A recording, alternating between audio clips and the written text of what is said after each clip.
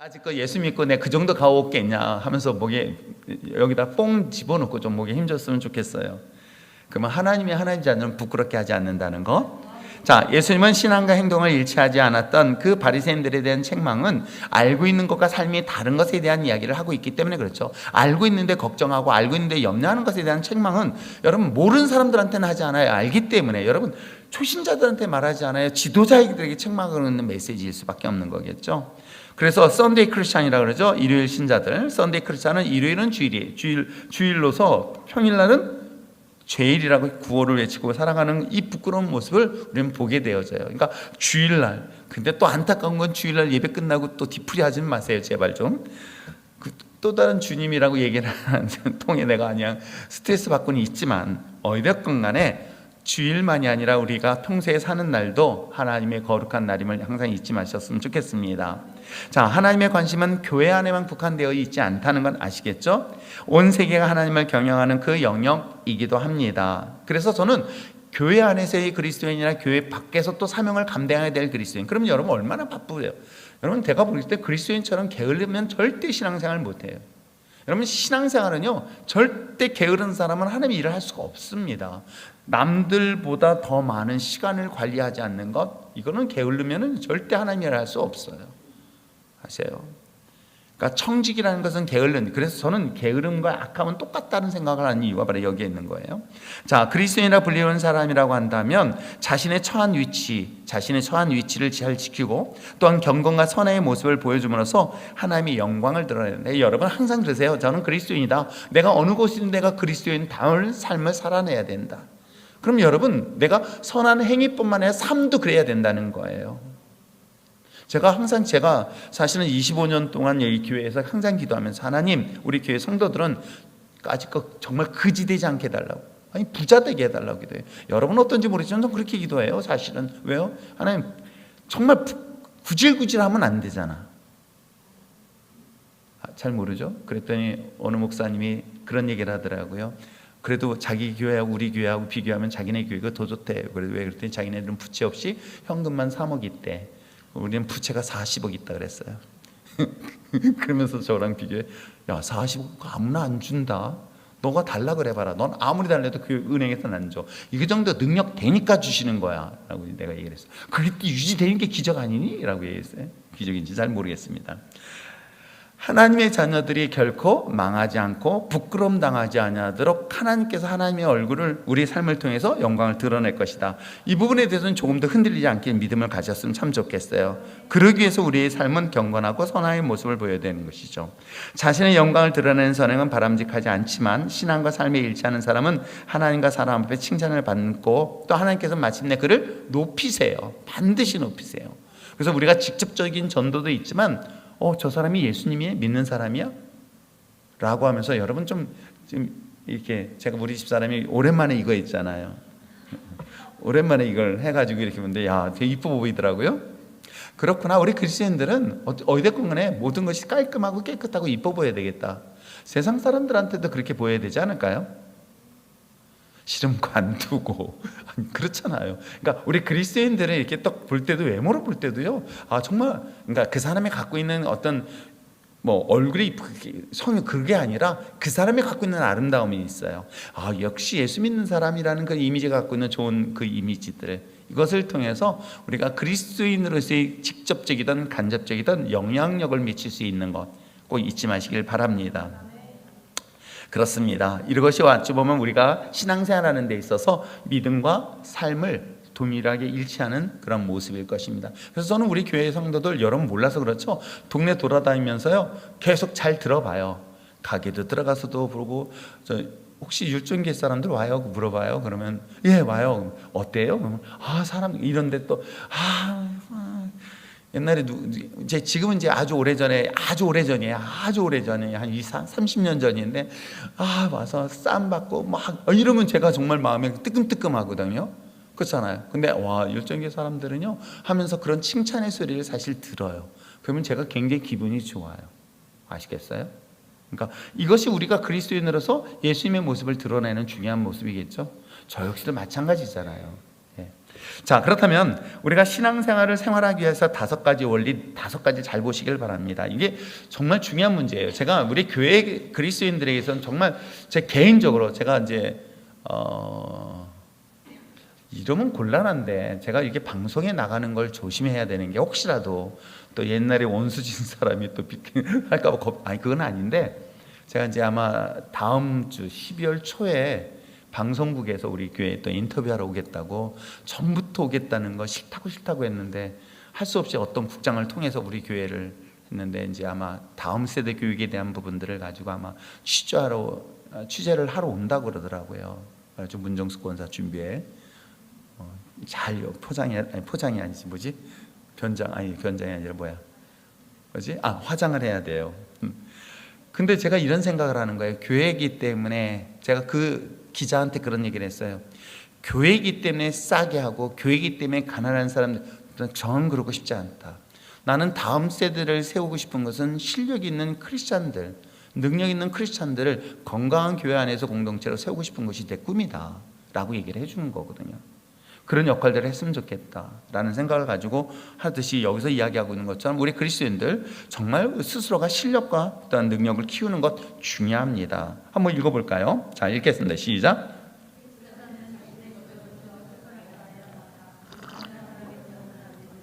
우리에게 공급하시는 하나님의 지혜와 총명으로 자신의 분야에서 최고가 되겠다는 소원을 가지고 끊임없이 자기 개발을 해야 하는 것입니다. 그럼요. 저는 교회에서만 열심히 하고 학교 공부 그 사실은 하나님은 항상 제 뜻하고는 상관은 없어. 나는 우리 아이들이 정말 공부 막 아빠같이 정말 그랬으면 내가 그냥 그래 너 공부해라 그래가지고 막 전폭적인데 감사하게 아이들이 공부에 관심 없는 게 얼마나 또 한편은 감사한지 몰라. 그 돈 어떻게 밀어줄지 모르겠지만 좌우지간 그런데 그러면 또 우리 교회 아이들만이라도 좀 공부를 열심히 해서 공부에 미쳤으면 좋겠는데 이거는 참 하나님이 내 뜻하고는 상관없어요. 그런데도 불구하고 저는 제 마음속에 꿈이 있어요. 제 마음속에 소망이 있어요. 이 아이들 하나하나를 보면서 아세요?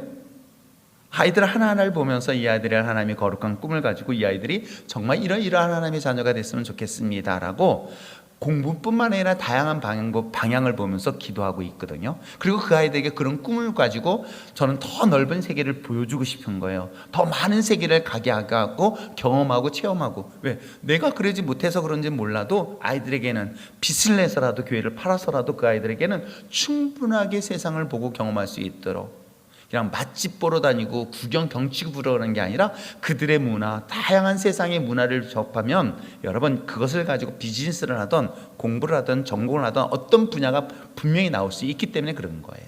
아시겠어요? 그러니까 그것을 아이들한테 심어주고 싶은 건데 그러려면 그만한 실력도 갖춰야 되고 능력을 갖춰야 되겠죠. 저는 그랬으면 참 좋겠어요. 모든 사람들이 최소한 자기 분야에선 베스트 원, 최고의 사람들이 됐으면 참 좋겠습니다. 아시겠죠? 자, 두 번째, 능력과 실력만 갖출 뿐만 아니라 더 중요한 것은 능력과 실력 중요한 것, 그건 또 중요한 게 뭐예요? 관심이에요. 그러니까 이게 드라이 하면 안 되는 거예요. 능력과 실력만 갖추다 보면 여러분 어떤지 아세요? 이게 잘못 극단적으로 가다 보면 무관심으로 가요. 아세요? 진짜 무관심으로 가요. 왜냐하면 위에 세상을 바라보는 사람들은 아래쪽에 있는 사람들을 보지 않아요. 관심도 없어요. 저는 그런 그룹 속에 생활을 하다 보니까는 이게 정말 얼마나 냉정하고 차가운지 몰라요. 왜? 그렇게 해야 밟고 올라가야만이 내가 그것에 성공할 수 있다는 그런 문화가 있었단 말이에요. 그래서 거기서는요, 뭐 욕을 하지 않아요. 그렇지 않아요. 아주 교묘하게 상대방을 짓누르고 그 다음에 어떤 상대방이 갖고 있는 프로젝트를 그야말로 교묘하게 문제점을 발견해서 그 사람이 결국 못하게 하는. 그래서 그것을 밟고 내가 내 프로젝트를 가지고 정말로 그 과정을 이게 굉장히 치열한 세상 속에 살았다가 이거는 그러다 보니까 여러분 어때요? 내가 올라가는 데 바빴지 밑에 있는 사람들 거기 떨어진 사람들에 대한 관심을 안 가져요. 가질 필요도 없고. 그런데 하나님을 알고 하나님을 믿고 예수 그리스도를 믿고 났더니 놀라운 사실 하나 있어요. 실력이 없는 게 아니에요. 실력도 가지고 능력도 갖추면서도 뭐예요? 관심과 사랑이 있어야 되는 거예요. 그건 아래를 볼 수 있는 것이겠죠. 그 얘기를 지금 하고 있는 거예요. 자, 어느 시대 어느 사회든 낮은 지위에 있는 사람들, 연약한 사람들, 경제적 능력에 모자란 사람들은 항상 있기 마련입니다. 무정하고 무자비한 마음으로 이러한 사람들을 돌보지 않는 것은 악한 생각이라고 말씀이라고 하고 있습니다. 참된 경건은 세속을 멀리하는 것뿐만 아니라 약한 사람들 돌보는 뭐예요? 관심인 거예요. 그러니까 이 두 가지를 다 갖춰야 돼요. 그래서 저 같은 경우도 항상 리더십 할 때 앞에서 나가라. 그리고 앞에서 강력하게 끌고 나갔을 때는 강력하게 끌고 나가라. 그런데요, 그 중에서는 정말 약한 사람들이 있어요. 우리 교회 안에도 그런 약한 지체들이 있어요. 정말로 겉으로는 아무렇지 않았는데도 불구하고 그가 갖고 있는 그 엄청난 상처 속에서 정말로 낮은 자존감을 가진 사람들이 있습니다. 이러한 사람들에 대한 관심은 제가 별도로 또 관심 가져주고, 여러분 그렇듯이 그러한 관심들이 교회 안에서 이루어져야 되는 것을 지금 말하고 있는 것이에요. 그래서 소외된 사람 없도록, 아픈 사람 없도록. 왜냐하면 큰 그룹을 흘러가다 보면 거기서 반드시 소외되는 사람들이 있거든요. 그 사람들을 지켜줄 수 있는 것. 어찌 보면 아말렉과의 전쟁을 치른 여호수아와 갈렙도 누구를 지키기 위한 전쟁이었는지 아십니까? 본진이 아니에요. 낙오된 연약한 노약자들, 약한 자들을 지키기 위해서 아말렉과의 전쟁을 치렀던 것이 여호수아와 갈렙이었던 거예요. 그럼 그를 위해 기도했던 건 뭐예요? 모세와 아론과 훌이었던 거예요. 그러면 힘 있는 장정들을 위한 기도가 아니라 어찌 보면 소외되고 연약한 자들을 위한 관심이 사실은 이스라엘 출애굽 과정에서도 분명히 보여주고 있는 사건이기도 합니다. 그렇듯이 교회는 끊임없는 관심 속에 있어야 된다. 그거는 분명히 우리가 가져야 돼. 그랬더니 목사님이 다 같이 갖자는 거죠. 목사님이 그걸 다, 목사님은 맨날 저보고 째려보라고 하지 마세요, 제발. 같이 합시다. 대답 안 하죠. 그래서 리더를 세우는 거예요. 자, 참된 경건은 뭐예요? 그 다음에 한번 생각 좀 봅시다. 자, 그리스도인은 하나님의 온전함을 따르기 위해서 자신의 엄격함, 타인에게 대한 실수, 허물에 대하여 불쌍히 여기고 관대하는 마음. 두 가지겠죠. 그러니까 자신에 대해서 제가 이 기준을 항상 생각하는, 내 대해서는 엄격하라, 다른 사람에게 대해서는 관대하라. 물론 이것은 지도자들을 대하는 것하고는 달라요. 제가 만약에 지도자들에게 대하는, 즉 목회자들 중에서 지도자급들에 대한 것은 저는 굉장히 엄격하게 대할 수밖에 없어요. 그러나 그 연약한 사람들한테는 그는 엄격이 아니에요. 관대함으로 보호해주고 지켜줘야 되겠죠. 제가 목회자들에 대한 이 노회장을 하면서 그 또한 목회라고 생각했었을 때, 저는 목회자들에 대해서는 되게 아주 냉정하게 이런 생각을 해요. 너가 문제가 아니라 너를 따르고 있는 성도들을 생각해봐라. 너가 만약에 능력이 없다고 한다면 그 속해 있는 성도들의 영혼은 어떻게 될까? 그래서 나는 막 대놓고 하지 말라고 하고 싶지만, 그건 제가 노회장을 하기 전이었어요. 근데 노회장을 하면서 그들을 하나의 목회의 대상으로 딱 보는 순간부터는 그렇게 할 수가 없는 거예요.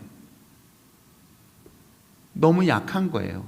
본인이 하루하루 근근히 버티기 위해서 일하고, 그래가지고 겨우겨우 버티면서 주일날은 일하고, 주일날은 예배드리고, 주중에는 열심히 결혼 배달하면서 일하고, 막 이런 몸으로 때우는 힘든 일들을 하고 있는 그 교회들의 모습 보면 내가 뭐라고 얘기할 수 있겠어요?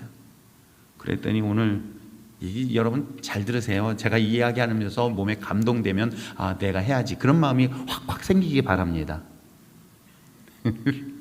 왜냐하면 목사님 하면서 전화가 왔어요. 의정부에 있는 목사인데 우리 노예 목사님이에요. 여기 자주 와요. 그래서 우리 성교 안에서도 잠자고 가고, 그리고 노예할 때는 뭐니까.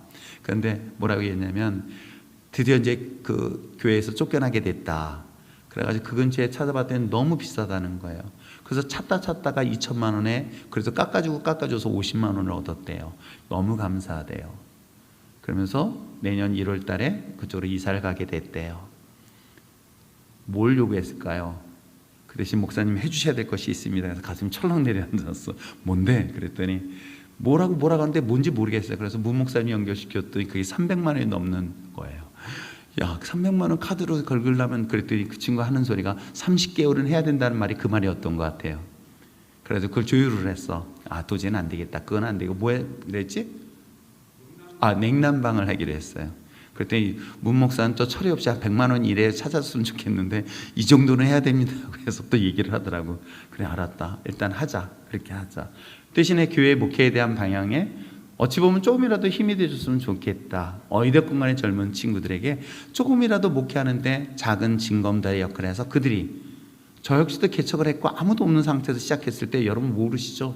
처음에 교회 개척할 때요, 저쪽 구성전에서는요, 진짜로 여기 너무 추웠어. 겨울이에요. 근데 부흥회를 하는데 부흥회 오셨던 강사 목사님이 너무 추운 거야.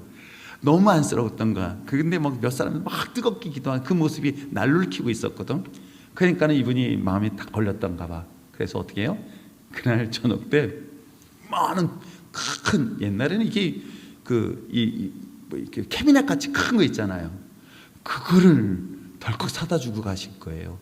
금액은 모르겠지만 사오장. 그러니까 씩 따뜻한 바람이 부는 거 있잖아요. 그걸 사다 주셨어. 근데 문제는 뭐냐면 기름값이 장난 아닌 거야. 내가 얘기했잖아요. 그게 한 달에 기름값 100만 원 들더라고.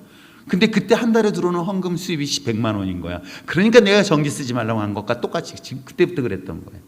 아세요? 그런데도 불구하고 제가 그런 경험들을 해서 그런지 얘기했잖아요. 마이크를 해필이면 도둑놈의 마이크를 훔쳐가. 이놈은 마이크 얼마나 비싸도 이걸 훔쳐갔네. 그래가지고 이렇게 마이크 없이 설교를 했어. 그리고 마이크 없이 설교하고 그 다음에 어떻게 해요? 학교를 갔더니 우리 옆에 있는 목사님한테 어떻게 하다 무슨 얘기를 하다 어디 참 이상하게 우리 교회 마이크를 훔쳐갔다고. 근데 이분이 그 얘기를 듣고 멀리서 듣고 마음에 찔린 거야. 갈등한 거야. 그랬더니 제나 이제 잊지도 못해 사각 모양의 되게 비싼 마이크예요. 되게 비싼 건데 그게 한 200~300 하는 거예요. 그걸 새 걸 갖다 준 거예요. 근데 그게 200~300만 원짜리가 나의 마이크에는 안 맞잖아. 그래서 낙원 가가지고 무선 마이크에 유선 마이크에 막 디리다 바꿔 가지고 와서 했던 그 추억들. 그래서 그들의 어려움을 우리가 좀만 더 관심 가지면 그들에게 힘이 되어줄 수 있겠구나. 이 얘기를 사실은 박영환 목사하고도 계속 얘기를 하고 있습니다. 우리가 좀 더 관심을 가지면 그들에게 힘이 되어줄 수 있는 그런 일들이 의외로 많고요. 우리 성도들도 마찬가지인 거예요. 그들에게 손을 내밀어주고 그들에게 힘이 되어주고 이 공간을 최대한 활용해서 그들이 정말 어떻게 보면 이곳을 밟고 지나갈 수 있는 그런 역할을 해줄 수 있다면 난 얼마나 좋을까 그런 생각을 갖고 있습니다. 그래서 여러분 스스로에게는 말씀에 대해서는 엄격해라. 그러나 다른 사람들에게는 용서하고 사랑하고 관대하게 대할 수 있는 여러분들 있으면 참 좋겠어요. 아시겠죠? 자, 세 번째는 뭐예요? 순전함과 충성인 거예요. 자, 한번 읽어볼까요? 읽겠습니다. 시작. 세상에는 어둠이 가득하여 진실과 거룩함을 찾기 힘듭니다. 그리스도는 윤리적인 파탄의 시대에 순전함과 충성의 본을 보여주어야 합니다. 특별히 직권남용이나 뇌물과 같은 돈 문제에 있어서 그저 흠잡을 데 없어야 합니다. 무슨 일이든지 하나님을 향하여 한다는 자세를 가질 때 참된 본이 될 수 있습니다. 우리의 삶의 궁극적인 보상은 주님께로부터 오기 때문입니다. 그렇습니다. 우리 그리스도인의 삶은 어느 곳에든지 정화 역할을 해야 되고요, 소금의 역할을 해야 되고요, 빛의 역할을 해야 되는 것이 맞습니다. 세상이 부패하고 부정적인 것이 당연한 것이 아니라 그 당연한 것을 바꿔 나갈 수 있는 것. 제가 최근에 국회의원들 보면서 안타까운 것도 마찬가지예요. 제 아들 결혼식 할 때도요, 제가 대우는 제가 아들 같은 아이였고요, 제가 걔한테는 또 미안한 것도 있지만 그래도 기억하고 있는 건 목사님이 자기 때린 것만 기억해요. 우리 아들 큰아들 친구거든요. 걔네들 거짓말 해가지고 저한테 5명이 두들겨 맞았단 말이에요. 엉덩이 맞았거든요. 그걸 아직도 얘기를 해. 그래가지고 이번에 했는데 이 친구가 하는 소리가 목사님 저 도지사하고 뭐 어쩌고 뭐 얘기를 하는 거예요. 그래서 그 무슨 국회의원하고 뭐 등등등 하길래 하지 마. 그건 하지 마라.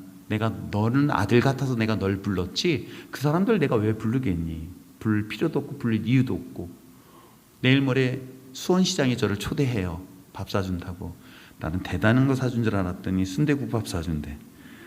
속상해가지고 그거 뭐 깼다고 가는지 잘 모르겠는데, 여러분 정말로 우리가 돌봐야 되고 우리가 관심 가져야 될 대상들은 어떤 사람들일까? 근데 제가 안타까운 건 지금 얘기하는 이분들이 크리스찬이라고 생각해가지고요, 전에 그때 처음에 그 예배할 때 가서 말씀도 전해주고 기도도 했어요. 그런데 정작 정치 마당에서 정치하는 입장에서는 속상한 거예요. 이번에도 돈봉투 얘기하는데 거기서 명당이 또 나오는 거예요. 이게 그리스도인인 거예요. 저는 그걸 보면서 너무 마음이 아픈 거예요. 하나님의 믿음의 자녀들이 모르겠어, 한 300억 정도라면 먹고 그래 한번 갔다 오면 돼. 그 얼마 되지 않은 것 가지고 왜 그리스도인들이 세상의 빛을 역할을 못하고 소금의 역할을 하지 못할까? 아닌 건 아닌 거라고 하고 틀린 건 틀린 거라고 맞는 건 맞는 거라는 바른 말을 못할까? 이것이 굉장히 많이 안타까운 마음을 갖고 있는 것 중에 하나거든요. 여러분, 우리 그리스도인들은 정말 우리 하나님 앞에 세상 속에서도 가장 정직한 모습으로 살아갔으면 좋겠어요. 어떤 것이든지 나에게 부당한 불이한 이익이 있을지라도 그것을 탐하지 않는 여러분 됐으면 참 좋겠습니다. 자, 그 다음에 또 하나 있어요. 우리 기독교가 가지고 있는 것 중에 하나는요, 과거에 매이지 말아요. 현실에 안주하지 말고요. 저는 그것이 끊임없는 변화예요. 아세요? 이 창조적인 것들은 우리에게 주신 하나님의 축복이에요. 새로움에 대한 창조적 도전할 수 있는 것도 하나님의 백성들. 여러분, 이게 얼마나 성경을 보세요. 이건 도저히 지금까지, 그러니까 유대인들의 사고 속에서 있을 수 없는 일들을 다 개혁해 나가요. 예수님이 그렇게 하셨잖아요.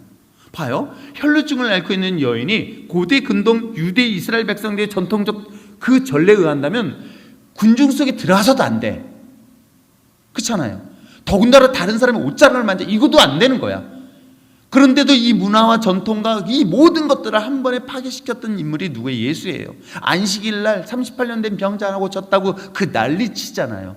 그런 새로움에 대한 끊임없는 도전의 역사는 예수님의 놀라운 창조 사역 속에 있다면 우리는 어때요? 저는 여러분, 새로운 변화에 대해서 주저하지 말았으면 참 좋겠어요. 작년에 했던 거, 재작년에 이거 울고먹지 말고 새로운 것도 도전해보면 어때요? 제발 좀 그랬으면 참 좋겠어요. 자, 변화에 대한 지도력 한번 읽어볼까요? 시작. 하나님께서는 우리를 이 땅 위에 있게 하신 것은 우리를 통하여 이루시고자 하시는 뜻이 있기 때문입니다. 세상은 하나님의 자녀들로 인해 끊임없이 변화되어야 합니다. 그리스도는 자신이 속한 조직 내에서 신중한 융통성을 가지고 지혜롭게 변화를 주도해 나가야 합니다. 하나님은 온 세계를 다스리는 것을 믿고 하나님의 뜻이 이 땅 위에 이루어지기를 기도할 뿐만 아니라 하나님의 동력자들이 되도록 힘써야 할 거예요. 그러니까 하나님은 하나님의 새로운 창조 사역 속에 여러분을 선택하신 거예요. 자, 보세요. 하나님의 창세기 1장과 2장 사이에서 놀랍게도 하나님의 천지를 창조하셨습니다. 근데 2장 시작할 때 어떻게 해요? 이 땅에는 경작할 상황이 없었던 거예요. 이 땅이 경작되지 않았던 거예요. 그래서 인간의 창조에 대한 이야기를 다시 한번 설명하라고 있는 거예요. 그러면 뭐예요? 하나님이 이 창조 사역 속에 인간을 그냥 뭐 이걸 관리하는 것이 아니라 이 창조 사역에 함께 일할 사람을 우리를 만드신 거예요. 그러면 새로움에 대한 도전은 끊임없이 우리에게 있을 수 있다 없다, 있어야 된다는 게 저는 맞아요. 그러니까 우리가 기존에 했었던 거 바꾸면 어때요? 이걸 바꿔나가는 건 어때요? 새로운 것에 뭐 아주 우리가 여기다 그렇다 해서 뭐 불상을 갖다 놓을 일은 없잖아. 그렇지 않나요? 이런 변화들에 대하여 끊임없이, 제가 여러분 이 십자가 없는 것 가지고도 처음에 얼마나 많이 욕도 먹었는지 몰라요. 이단 아니야? 이상한 거 아니야? 왜? 대부분의 교회 가면 뭐가 있어요? 강대상에. 모르는구나. 다른 교회 한 번도 안 가봐서. 십자가가 다 있는데 이 교회는 십자가가 어디 갔냐고 묻더라고요. 그래서 밤에 오시면 보여요. 주일날 오면 안 보이지만 밤에 기도하러 좀 오세요. 그러면 보입니다. 어디 있냐고. 비밀입니다 라고 얘기를 해줘요.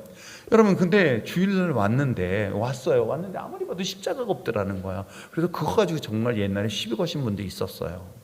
그러니까 이런 고정적인 틀. 그리고 여러분 어때요? 이것도 얼마나 많이 싸웠는지 몰라요. 교회에 여기다 간판 나는 것까지 몇 년씩 싸웠는지 아시죠? 제발 우리 교회 모른다. 사람들이 보다 이거 우리 집사람부터 시작해가지고 그거 없어도 괜찮아. 그냥 우리 교회 자체만으로도 충분히 돼. 라고 했더니 막 그거 가지고 해서 결국은 여기다 율정교회 하나 달았잖아요. 그렇죠? 저는 이런 변화를 했으면 좋겠어요. 교회라는 틀 자체가 외형도 마찬가지잖아요. 교회라는 건 어떤 고정적인 관념에서 좀 바꿨으면 참 좋겠다. 그랬더니 막 그 빗물에 의해서 막 떼고 시커먼 물이 내리는 것도 나름대로는 더 멋있더라고. 운치가 있어. 저기 괜찮은데. 그랬더니 누가 그러더라. 지저분하다고. 깨끗해.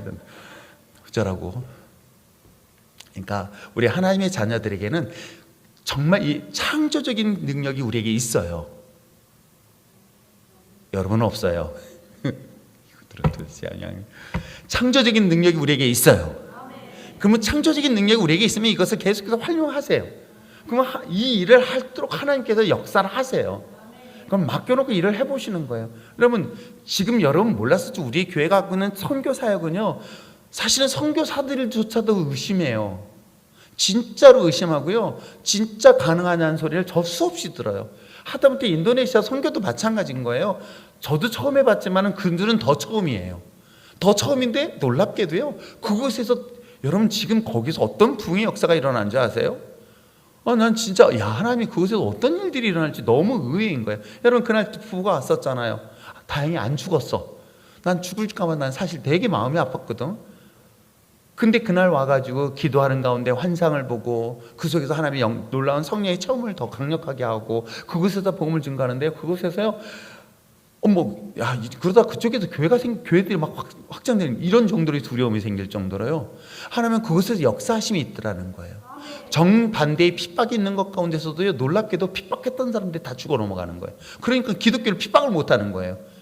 이런 하나님의 역사들은요, 본인이 사실은 선교사가 안 된다고 전 진짜 많이 들어요. 목사님이 그러면 안 됩니다. 지금까지 이런 소리만 수없이 들었단 말이에요.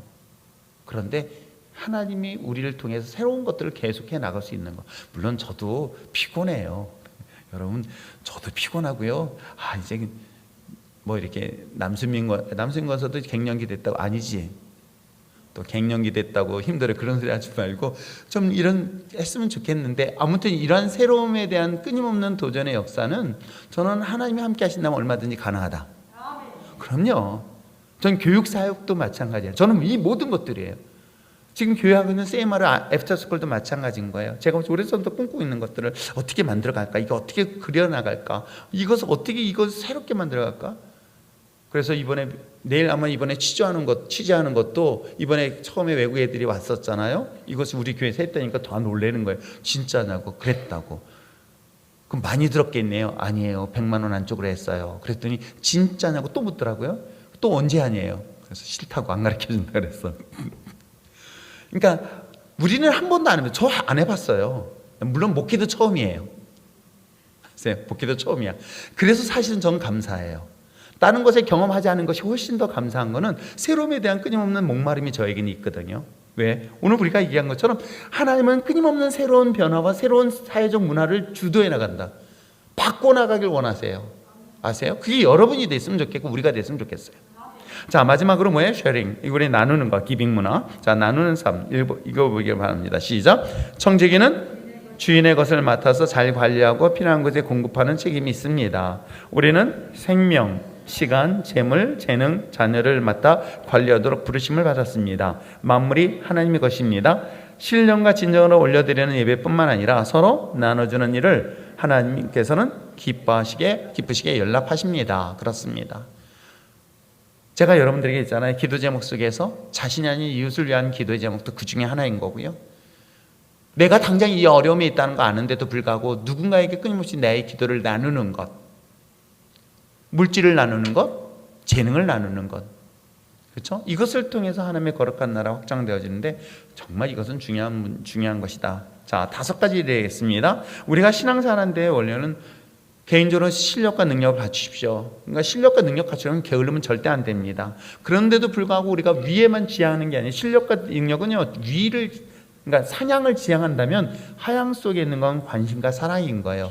그런 가운데서도 낙오되어지고 소외된 사람들에 대한 관심과 사랑은 우리는 끊임없이 가져야 된다.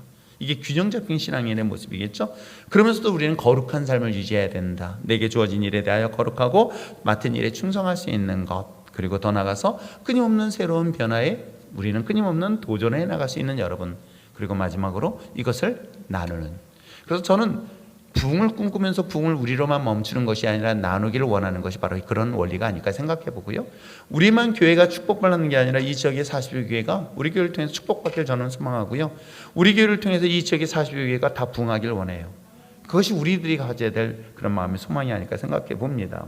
자, 마지막으로 교회의 역할을 한번 볼까요? 이것이 어찌 보면 전체 우리가 함께 보았던 교회 성장에 관련된 부분의 마지막 부분이기도 합니다. 그리스도의 교회는 모이는 교회뿐만 아니라 모이는 것으로만 끝나서는 안 됩니다. 또한 흩어지는 교회 역할도 감당을 해야 돼요. 그래서 모이고 훈련되어지고 흩어진다. 아시겠어요? 제가 목회의 방향성을 그렇게 정하고 있습니다.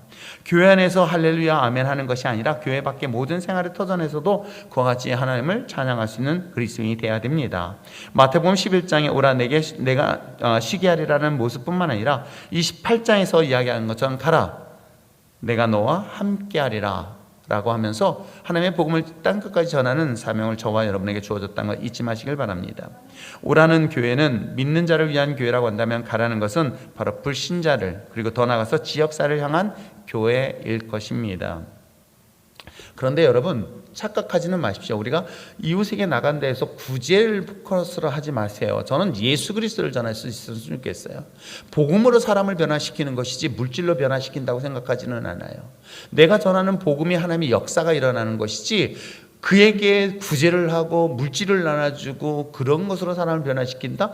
저는 절대로 그런 걸 믿지는 않아요. 물론 그것도 필요할 수 있어요. 그러나 우리가 본질은 뭐다? 예수다. 오늘도 이렇게 차 타고 병원 갔다 신방 갔다 오는데 권사님이 그냥 전단지를 가지고 역전 앞에서 하는 모습이 얼마나 이쁜지 저기 그랬더니 자기들도 했어요. 또 그런 사람들도 있어요. 우리도 했어요. 그런데 자기들은 일찍 왔고 아무튼 그런 모습 속에서 내가 전하는 예수, 정말 예수만 전했으면 참 좋겠어요. 우리가 다른 걸 전할 필요 없어요. 아주 간단해요. 모든 것의 초점은 예수다. 우리가 전하는 것은 예수다. 아시겠죠? 거기에 포커스를 맞췄으면 참 좋겠습니다. 자, 이런 것들이 균형 잡혔을 때 교회는 성장하는 교회고 또 건강한 교회일 것입니다. 사회 구조와 문화가 힘들고 어려워질수록 모든 교회는 빛과 소금의 역할을 다하도록 성도들을 깨우치고 가르치며 세상에 내보내야 하는 것이겠죠. 오늘날 교회가 둘로 나눠져 있습니다. 좌와 우로 나눠진 것 또한 사실이기도 합니다. 어쩌다 교회가 좌로 우로 나눠져 가지고 교회끼리도 그 사이에 하나님은 얼마나 혼돈스러울까. 좌의 하나님의 이야기를 소리를 들어야 되나, 저 우의 이야기를 하고 있는 사람의 소리를 들어야 되나, 누구 기도 소리가 더 큰가 해가지고 서로 씨름하고 있는 이 시대를 보면서 얼마나 안타까운지 몰라요. 하나님은 그 둘 다 하나를 아우러서 하나 되기를 원하시는 것은 아닐까요? 하나님이 이 시대에 기뻐하는 게 과연 무엇일까를 우리가 한 번쯤은 진지하게 돌아봤으면 참 좋겠습니다. 그래서 어느 누구도 소외되지 아니하되 정말 영혼 구원이 온전히 이 땅 가운데 이루어질 수 있도록 기도하는 것이 우리들의 몫일 것입니다. 그렇죠? 그래서 사회구조가 문화가 힘들고 어려울수록 교회는 빛과 소금의 역할을 다하도록 성도들을 깨우치고 가르치고 그리고 이 세상 속에 보내어서 세상을 변화시키는 데 쓰임받기를 저는 소망합니다. 교회 안과 교회 밖의 생활의 차이가 나는 이른바 이원론적 신앙, 이것은 결국은 교회를 더욱더 부패하게 만들고요, 세상 사람들한테 어떻게 해요? 소금의 맛을 이름으로 발에 밟히는 결과를 가져다 주게 될 것입니다. 저는 우리 성도들이 세상에 발에 밟히기를 원하지 않습니다. 여러분, 교회가 교역화를 하지 못하면요, 세상 사람들은 교회를 뭐라고 욕할까요? 기독교를 개독교라고 욕하는 건 다른 것 아니에요. 기독교가 기독교 역할을 하면 절대 그런 말 들을 일이 없어요. 기독교가 기독교의 생명을 잃어버리니 세상 사람들 그를 개독교라고 이야기를 하고 있는 것이죠. 나는 지금 기독교가 아니면 나는 개독교인가? 이것은 스스로의 우리에게 책임이 있지 않을까 생각해 보고요. 목사인 당연히 저는 저 자신뿐만 아니라 저는 여러분을 그렇게 가르치고 훈련시켜야 되는 것은 저의 몫인 거예요. 그리고 저는 그 일을 하라고 저를 이곳에 보내셨지 저를 그냥 여러분들에게 비유 맞추려고 저를 이곳에 보냈다고 저는 생각하지 않아요. 여러분들이 그리스도인으로 삶을 살아낼 수 있도록. 그렇죠? 그래서 훈련과 양육이라는 것은 교회가 가져야 될 가장 중요한 사역 중에 하나인 것입니다. 그래서 그 사람들이 이곳에서 이겨내고, 여러분 군대에서 훈련을 그렇게 빡세게 하는 이유가 뭔지 아세요? 전쟁터 나가서 승리하기 위한 거예요. 저도 군대에 있을 때 그 엄청난 훈련 받을 때 전쟁 났었으면 아마 눈이 불키고 아마 싸워서 이길 수 있었는데 전쟁 한 번도 안 났어요. 근데도 왜 그렇게 죽도록 훈련시켰는지 몰라. 아세요? 그런데 우리 그리스도인들은 지금도 영적 싸움을 하고 있잖아요. 그런 이 훈련 과정에서 우리는 어떤 전쟁의 그리스도인이 될까? 연약한 그리스도인 되기를 원하지는 않아요. 세상에서 맞서 싸워 승리할 수 있는 아주 담대한, 무식할 정도 담대한 그리스도인이 되기를 저는 소망해요. 세상에서 막 두들겨 맞아가지고 피투성이 챈 채로 돌아오는 그리스도인들이 아니라 세상과 정말 피 흘리면서 싸울 수 있는 그런 그리스도인이 되기를 저는 소망을 해요. 물론 사람의 기질마다 좀 다른 거 있어. 내가 그런 생각을 했어요. 어저께 그 형제는 그러더라고요. 아내하고 너무 다르대. 자기는 탁자 위에 싹 지금 뭐가 있으면 물수건으로 해가지고 그걸 다 깨끗이 닦아가지고 딱 정리를 해야지 잠을 잘 수 있대. 그리고 주방에도 뭔가 있으면 안 된대. 어떤 설거지도 깔끔하게 해야 된대. 그런데 아내는 그런 지가 아니래. 그냥 올려놓는데. 근데 자기가 하려다 보니까 이게 습관이 될 것 같더래. 그거 가지고 자기가 잔소리하면 싸울 것 같더래. 그래서 자기가 따로 나와서 살았다고 그러더라고. 이게 문화가 다른 차이가 이런 차이구나. 그래서 내가 그랬어요. 우리 집사람은 하고 다르다. 그런데 지금 생각해보면 우리 집사람 못하는 건 내가 하면 된다. 그리고 내가 하는 것은 우리 집사람, 내가 못하는 건 우리 집사람이 하면 된다. 이게 참 조화더라라고 얘기를 해줬어요. 우리 그리스도인들은 어쨌든 간에 세상 속의 조화를 이루는 건 틀림없이 맞아요. 그런데 타협하고는 다른 거예요. 세상을 이끌어갈 수 있는 중요한 역할을 해야 되는 것이 저는 우리 일정교회 신앙 공동체가 됐으면 참 좋겠습니다. 그리고 우리가 교회가 더욱더 건강한 교회는, 여러분이 이렇게 생각해 보세요. 교회는 우리가 수고함을 통해서 교회가 건강하게 세워지는 것이지 건강한 교회를 찾아다니지 마세요. 여러분, 세상의 건강한 교회는 자기가 하는 순간부터 건강하지 않아요. 아세요? 내가 건강하면요, 내가 있는 자리가 건강하게 되어 있습니다. 내가 아프면요, 어느 곳에 가도 아파요. 그렇잖아요. 자, 건강한 사람들이 있어요. 제가 지금 바이러스를 갖고 있어요. 그래서 건강한 사람 사이에 내가 이 병 고치게 들은 순간부터 나는 이 바이러스가 교회 공동체 안에 들어가게 되어 있습니다. 그러면 우리가 꿈꾸고 있는 교회 있잖아요. 저도 꿈꾸고 있는 교회가 있거든요. 목사는 이런 모습의 목사가 됐으면 참 좋겠다라는 목회자관이 있어요. 그냥 목에 힘, 난 정말 그게 싫었던 거예요. 여러분, 페루에서 오신 선교사님 부부가 엊그저께 이제 인사로 왔어요. 앉아서 이제 커피 마시고 이런저런 얘기하는데 애들이 갑자기 쑥쑥 들어와가지고 사탕 가지고, 저 말도 안 하고 사탕 가지고 나가요. 또 나가요. 계속 왔다리 갔다리 하니까 선교사님하고 사모님하고 가만히 있다가 이게 도대체 이게 무슨 상황인지 몰라서 한참 있다가, 근데요 목사님 혹시 손녀딸이냐고 그러게. 아니요 그랬더니, 그 누구니에요? 우리 교회 아이들. 근데 교회 아이들이 이렇게 막 들어와요? 그러니까 이게 자기는 문화 충격이었던 거예요. 그렇잖아요. 그것을 이렇게 깨트릴 수 있었으면 난 참 좋겠다. 그럼요, 목양실에 개가 있는 집 저밖에 없어요 지금. 그러니까 우리가 또 우리 아들이 개를 보관해서 지금 맡고 있는데, 여러분, 나도 사실은 내가 꿈꾸고 있는 교회 모습이 있어요. 그 하나님이 정말 기뻐하는 그 교회 모습이 뭘까? 하나님이 정말 이 땅 가운데 세우시고 싶어 하시는 진짜 가장 이상적인 교회에 대한 꿈을 꾸고 저는 지금까지 달려왔고요. 앞으로도 그 꿈을 포기하지 않고 갈 거예요. 그리고 그 꿈은 저 혼자 이루는 게 아니에요. 여러분과 함께 이뤄나갈 거예요. 그래서 가장 이상적인 아름다운 교회, 즉 목사가 주도적인 교회가 아니라 예수가 주가 되어주는 그 교회 공동체를 꿈꾸고 있는 이 교회가 다음 세대까지 연결됐으면 참 좋겠다. 그것이 제가 어찌 보면 모이는 교회에서 흩어지는 교회의 가장 중요한 포커스가 아닐까 생각해 봅니다. 그것을 이루기 위해서 지금은 모이고 양육하는 쪽에 포커스 맞췄지만 결국은 여러분들은 세상에 흩어져야 됩니다. 복음을 위해 수고하고 헌신해야 될 여러분이라는 걸 잊지 마시고, 그런 꿈꾸는 교회를 서로 만들어 갑시다. 다양한 꿈들을 가지고 하나씩 만들었을 때요, 그 퍼즐은 정말 아름답지 않을까요? 자, 그런 꿈들을 함께 이루어나가는 여러분 됐으면 참 좋겠습니다. 기도합시다.